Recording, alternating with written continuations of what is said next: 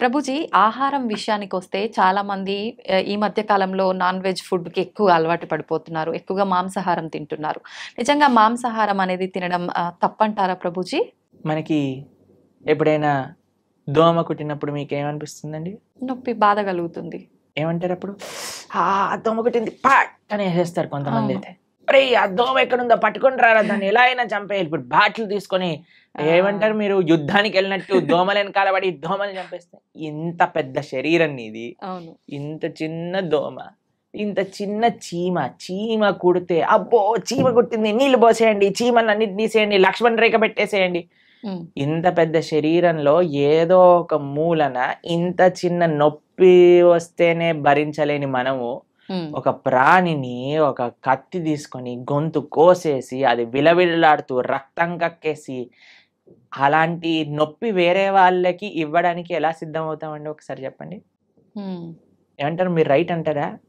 మనం ఇంత చిన్న నొప్పిని కూడా భరించలేమాయే, కానీ మనం ఏ ప్రాణిని ఎలాగైనా హింసించచ్చు అనే భావన వస్తే హ్మ్. రేపొద్దున అది విస్తీర్ణం అవుతుందన్నమాట.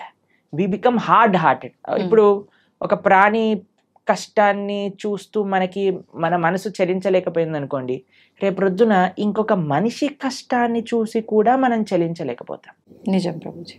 మన తోటి ఉండే వాళ్ళ కష్టాలు, అసలు కష్టాన్ని అర్థం చేసుకొని మనస్తత్వం వచ్చేస్తుంది. హ్మ్. కష్టం ఎవరికైనా కష్టం కదండి. అవును. ఒక ప్రాణిలో కష్టం చూడని వాడివి మనిషిలో కష్టం ఎలా చూడగలుగుతున్నావు? హ్మ్. మనిషిలో కష్టాన్ని చూసిన వాడివి ప్రాణిలో కష్టాన్ని ఎందుకు చూడలేకపోతున్నావు? హ్మ్. మనిషికి ఒక జీవుడికి ఏంటి డిఫరెన్స్ చెప్పండి? వాళ్ళకి ఏదైనా ఫ్యామిలీ ప్రాణి. లేదా? హ్మ్. వాళ్ళకి పిల్లల పైన ప్రేమ లేదా? అది జీవించాలి అని అనుకోవట్లేదా? హ్మ్. ఒక కోడినో ఒక మేకనో అనుకోండి, అదేమన్నా మీ దగ్గరకు వచ్చి నా గొంతు కోసేసేయి, నన్ను ఈరోజు బిర్యానీ వండుకొని తిను అని చెప్తుందా? అదేమన్నా విలవిల్లు ఆడిపోతుంది, భయం అయిపోతుంది. ఆ నెగిటివ్ ఎనర్జీ మొత్తం ఈ ప్రపంచంలో అన్ని చోట్ల ఆ క్రీపిన్ అయ్యే భూకంపాలు, టోర్నాడోస్, దానికి ఒక థియరీ ఉంది, సైంటిఫిక్ థియరీ తెలిసిన మీకు? ఎప్పుడైతే మనం ఇంత జీవహింస, ప్రాణి హింస అనేది జరుగుతుందో, ఆ నెగిటివ్ వైబ్రేషన్స్ అన్ని కలెక్ట్ అయ్యి ఒక్కసారి ఇది మాస్ డిస్ట్రక్షన్ చేస్తుంది అనమాట. ఓకే. భూకంపాలు రావటం, సునామీలు రావటం, టోర్నాడోలు రావటం, ఫారెస్ట్ ఫైర్స్ రావటం, ఇవన్నీ ఎందుకు, ఈ వైపరీత్యాలన్నీ ఎందుకు వస్తున్నాయి అని అంటే ఆ నెగిటివ్ వైబ్రేషన్స్ వల్ల. ఓకే. కాబట్టి మనం జీవహింస తెలిసి ఎవరిని తెలియకుండానే మనం ఎంత ఇబ్బంది పెడుతున్నామండి. ఓ బిల్డింగ్ కట్టాలి అంటే పాపం కింద ఎన్ని పాములు పోయాయో, ఎన్ని చీమలు పోయాయో, ఎన్ని ప్రాణులు కోల్పోతాయో. ఒక రోడ్ వేయాలన్నా, మనం రోడ్ పైన పోతూ వెహికల్స్ లో ఉంటే మనకి ఎన్ని తెలుసు చెప్పండి? తెలియక ఎన్ని చేస్తున్నాం. మనం వెజిటేషన్స్ గ్రో చేస్తుంటే ఎన్ని పోతాయో క్రాప్స్లలో. తెలియకుండానే మనం ఇంత జీవహింస చేస్తున్నాం. ఇంకా తెలిసి చేస్తే ఎలా చెప్పండి? కాబట్టి ఒక్కటి గుర్తుపెట్టుకోండి, మన శాస్త్రం చెప్తుంది మాంసహ అంటారు, మాంసం అని అంటారు కదండి. అంటే నేను రేపు నీలాగా అవుతాను. మాంసహ, ఈరోజు నేను నిన్ను చంపుతున్నాను, రేపటి రోజున నువ్వు నన్ను చంపుతావు. అది ఎగ్జాక్ట్ డెఫినేషన్ ఆఫ్ మాంసం. ఈరోజు మనం ఏ జీవినైతే ఎంత బాధ పెడుతున్నామో అదే బాధ 100 రెట్లై మనం అనుభవించాల్సి వస్తుంది, లేదా మన ముందు మనకు కావాల్సిన వాళ్ళు అనుభవిస్తారు. కాబట్టి మనం అది ఒక ఎన్వైరన్మెంటల్ పర్స్పెక్టివ్గా చూసినా, ఇప్పుడు మ్యాక్సిమం 60% ఆఫ్ వెజిటేషన్ మొత్తం కూడా ఈ ఫార్మ్లో ఉండే యానిమల్స్కి తినిపించడంలో పోతుంది. అదే కానీ మనం ఇప్పుడు చూడండి, ఇప్పుడు ఇండియాలో మనం వెజిటేరియనిజం గురించి మాట్లాడితే ఎలా అంటున్నారు, వెజిటేరియన్స్ ఎట్లా అవుతారు, అది ఇది ఇది ఇది ఇది దీనికి విరుద్ధం, దానికి విరుద్ధం, ఇది మా ఫ్యామిలీకి విరుద్ధం, ఇది మాకు ఇది విరుద్ధం అని పెద్ద యుద్ధాలకు వచ్చేస్తున్నారు. ఫారినర్స్ అందరు వీగన్ కల్చర్ విన్నారా మీరు ఎప్పుడైనా? వీగనిజం అని పెరిగిపోతుంది అక్కడ.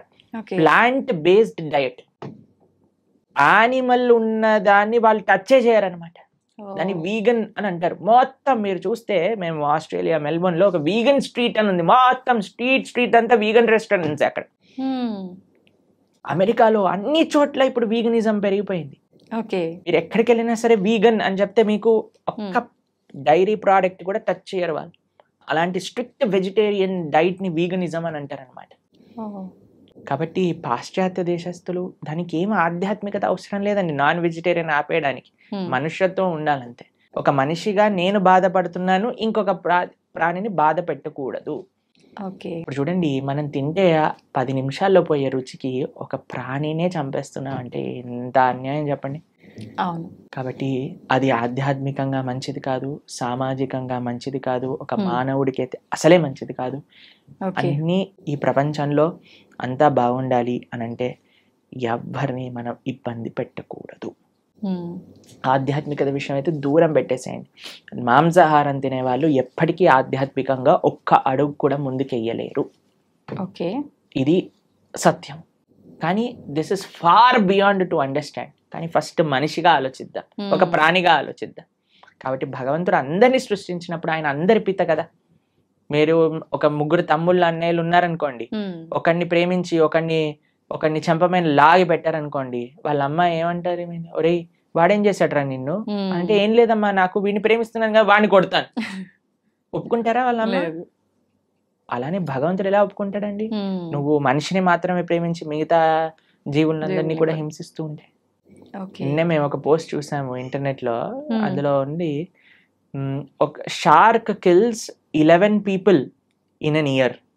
ఒక షార్క్ ఒక 10-11 మంది మనుషుల్ని చంపేస్తుందట, తినేస్తుందట సంవత్సరంలో. ఓకే. ఒక ప్రదేశంలో జస్ట్ ఒక స్టాటిస్టిక్స్ చెప్తున్నారు అనమాట. కానీ ఒక మనిషి 11,000 షార్క్ ని గంటలో చంపేస్తాడట తినడానికి, దాని లెదర్ కోసం అని.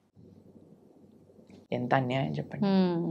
కాబట్టి మనం ఈ అన్యాయాన్ని ఎంతగా ఆపగలిగితే, అందరం ఎంత సాత్వికంగా, ఎంత హింస ఫ్రీగా ఉండగలిగితే మన ప్రపంచం అంత బాగుంటుంది.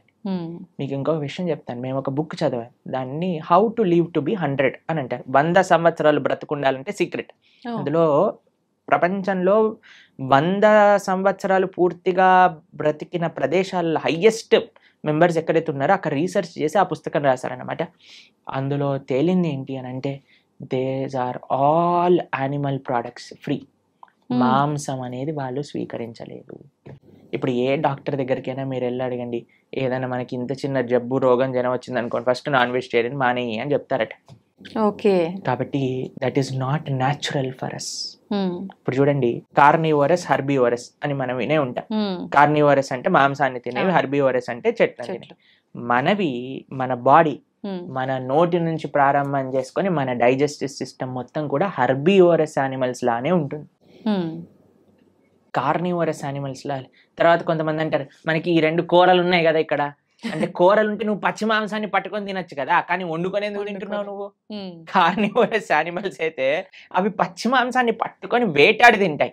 మనం ఏమన్నా ఇప్పుడు ఒక మేకని తినేవాడు ఏమన్నా మేక పైన పడి వాడిని చీల్చి తింటాడా? లేదు. కాబట్టి ది వెరీ థాట్ దట్ నువ్వు వండుకొని తింటున్నావు అని అంటే అది నీ శరీరానికి మార్చి కానీ నువ్వు తినలేవు అని. కానీ ఇప్పుడు చూడండి, సాలడ్స్ లో మీరు ఏ కూరగాయలు వేసినా సరే కక్కర్ అని తినేస్తారు. క్యారెట్లు తినేయచ్చు, బీట్రూట్లు తినేయచ్చు, ఏదైనా తినేయచ్చు పచ్చిగా. అవును. కాబట్టి మనకి పచ్చిగా తింటే అరుగుతుంది. ప్లస్ మన digestive system, carnivorous animals digestive system చాలా చిన్నగా ఉంటుంది, ఎందుకంటే అది వచ్చేస్తుంది బయటకు వెళ్ళిపోతుంది. కానీ మనది మాత్రం లాంగ్ ఇంటెస్టైన్, స్మాల్ ఇంటెస్టైన్, అవి డైజెస్ట్ చేసి దాన్ని న్యూట్రియంట్ కాంప్లెక్స్ చేసి అన్ని శరీరానికి ఎనర్జీ అందించి అప్పుడు కానీ బయటకు వస్తుంది. కార్నివోరస్ యానిమల్స్ చూసాను అనుకోండి, నాలుకతోటి నీళ్లు తాగుతాయి. మనం ఎలా చేస్తామండి? మనం నోటితో తాగుతాం. కాబట్టి ఇవన్నీ దేర్ ఆర్ మెనీ రీజన్స్. అటు సైంటిఫికల్గా చూస్తే, అటు హ్యూమన్ మేకప్ విధంగా చూస్తే, ఎలా చూసినా సరే ఒక మనిషి వెజిటేరియన్ గానే ఉండాలి. Okay. He cannot kill any living being. Okay. అయితే ప్రభుజీ, ఇది సృష్టికి విరుద్ధం అయినప్పుడు భగవంతుడు ఎందుకు దీన్ని ఆపలేకపోతున్నాడు మరి? అయితే ఇది తినొచ్చు, ఆ జంతువులు పుట్టిందే మానవులు తినటానికి అని ఎవరైనా మీకు సర్టిఫికెట్ ఇచ్చారా? ఉంటారు కదా. భగవంతుడు ఇచ్చాడా చెప్పండి. భగవంతుడు ఆపట్లేదు అని మీరు అన్నారు కదా, కానీ భగవంతుడు తిను అని ఎక్కడేం చెప్పాడా? లేదు. ఏదైనా ఇప్పుడు ఒక మేక పుట్టాక ఇది వీడు తినడానికి అని దానిపైన స్టాంప్ వేసి ఆయన పంపించాడా మనకి? లేదు కదా. ఎందుకు? ప్లస్ ఈ మనిషి కూడా ఎందుకు సెలెక్టివ్ గా ఉన్నాడు? నేను మేకనే తింటా, కోడిని, కుక్కని ఎందుకు తినావు నువ్వు? నీ పెంచుకునే కుక్కకి ఇంకా బయట ఉండే మేకకి ఏంటి డిఫరెన్స్? కొంతమంది డాగ్ లవర్స్ ఉంటారు, మీరు చూసినా, ఓ కన్నా మున్నా చున్నా అని ఎప్పుడు ఇలా కుక్కని ఇలా పట్టుకొని అలా పట్టుకొని, కుక్కకి ఏమన్నా అయితే వాళ్ళు ఏలవటం అవి. అరే ఆ కుక్కకి ఎంతైతే ప్రాణం ఉందో ఆ మేకకి కూడా అంతే ప్రాణం ఉంది. ఏమన్నా మేకల తక్కువ ప్రాణం ఉందా చెప్పండి? లేదు. మరి ఎందుకు మనం ఆ డిఫరెన్షియేషన్ చేస్తున్నాం? భగవంతుడు నీకు తినాలి అని చెప్పలేదు, కాబట్టి భగవంతుడు నీకు తినద్దు అని కూడా వచ్చి చెప్పడు. శాస్త్రం అన్నీ చెప్పింది. ఓకే. మద్యం, పానం, శ్రియ, సూన, యత అధర్మశ్చ చతుర్విధం. భాగవతం చెప్పింది ఈ విషయం.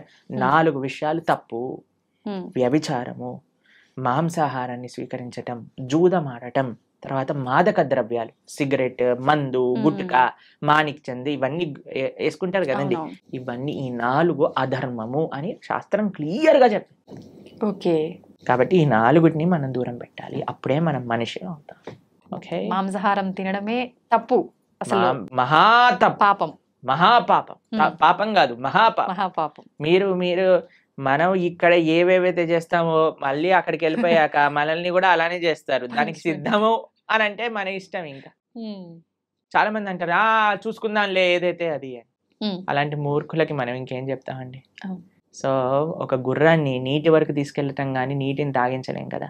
మన ప్రయత్నం మంచి విషయాలు 10 మందికి చెప్పటము, అంతేకాని ఎవరిని మనం గొంతు పట్టుకొని ఇది చేయించలేమన్నమాట. వాళ్ళ జీవితంలో వాళ్ళకి ఆ అనుభవము, ఆ మానసిక మెచ్యూరిటీ, తర్వాత ఆ పరిపక్వత అనేది వాళ్ళకి ఉండాలి.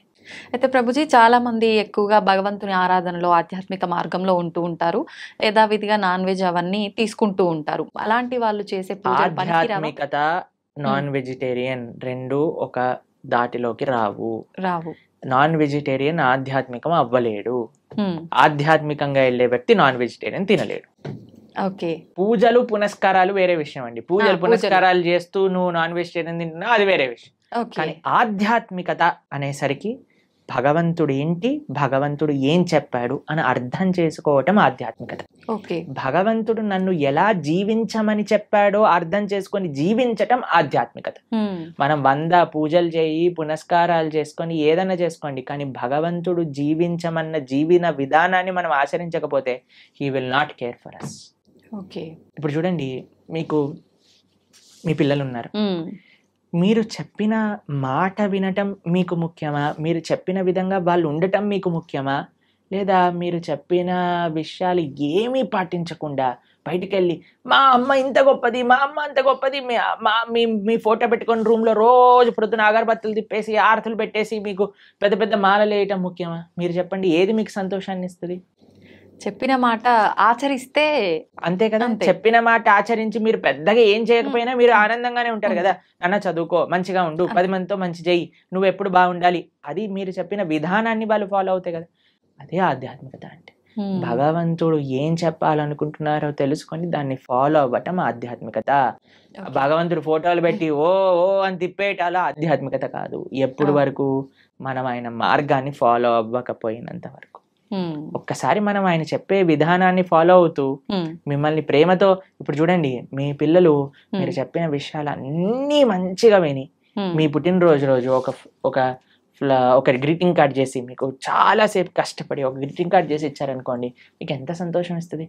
అరే మా పిల్లలు ఎంత బంగారు కొండలరా, నేను చెప్పిందన్ని మాటలు వింటారు, నాకు ఇంత ప్రేమ గ్రీటింగ్ కార్డ్ తీసుకొచ్చారనిపిస్తుందా?